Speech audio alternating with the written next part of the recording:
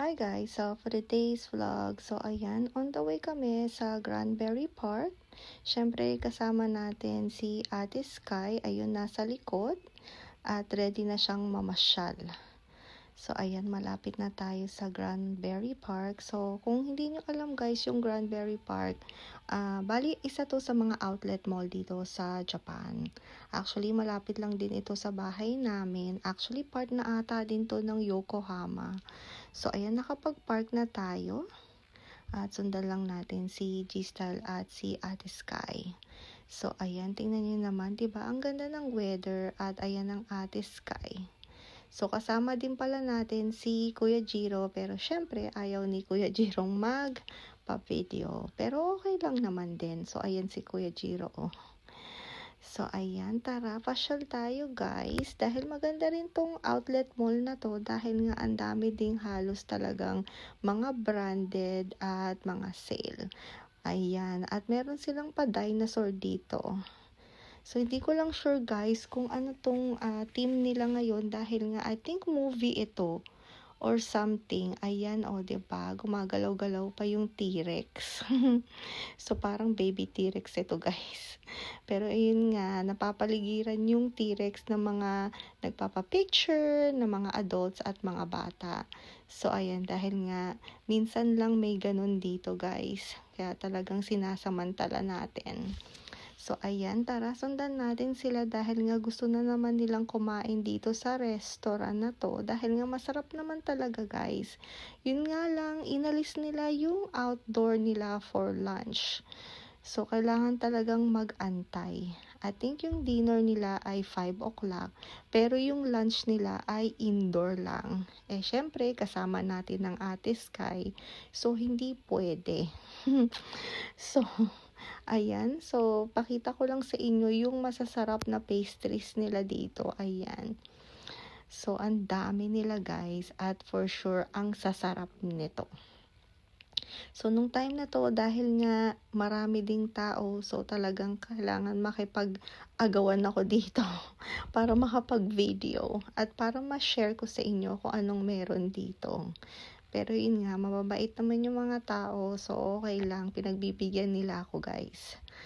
So, ayan, di ba ang dami nilang, yan, mga option na mga pastries, ayan, may mga bread, may drinks, ayan, so may mga cookies, I think cookies yan, and then, ayan, at kung ano-ano pa, ayan. So, na-try na din namin bumili dito, pero, ayun nga, so, ang talagang target namin ay makapag-dinner. At ito yung napakagandang condo na tinayo nila dito guys. Ang bilis nilang gumawa at talagang yayamanin yung itsura ng building. Ayan.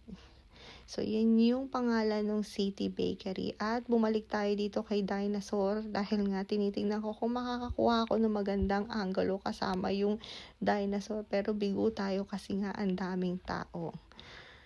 At ayan, pumasok kami sa pet store pero sabi ko kay G-Style, wag nang bilan si Ate Sky dahil nga ang daming toys na ni Ate Sky. Ayan, pumasok si G-Style dun sa Lacoste. Ayan, inaantay namin dahil nga maganda talagang bumili sa Lacoste pag nasa outlet mall.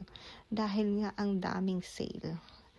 Ayan, so nakabili na si G-Style at si Kuya Jiro ng kanilang mga t-shirt ata yung binili nila. Ayan. So, ayan. Lakad-lakad tayo dito, guys. Pumasok din pala kami doon sa pet store, pero hindi ako nakapag-video kasi nga sobrang daming tao at I think bawal din ata mag-video, lalo na yung mga pets, bawal videohan yung mga dogs.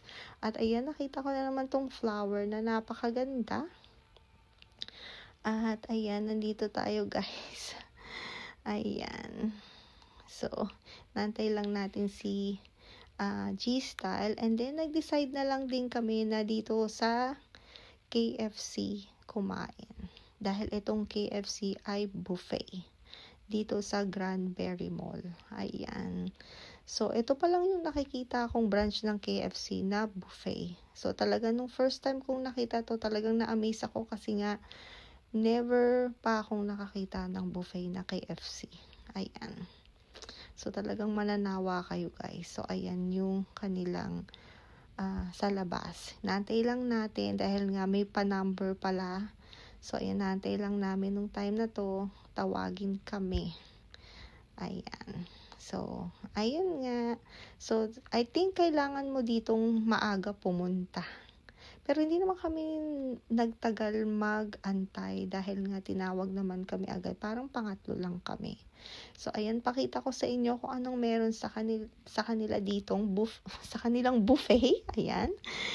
Ayan, may mga pa-soup sila, may pa-rice. Ayan. Ayan. Hindi ko lang sure kung ano tong mga soup na to. Pero yan, I think corn soup yan. Ayan. Merong mga bread. Syempre, croissant.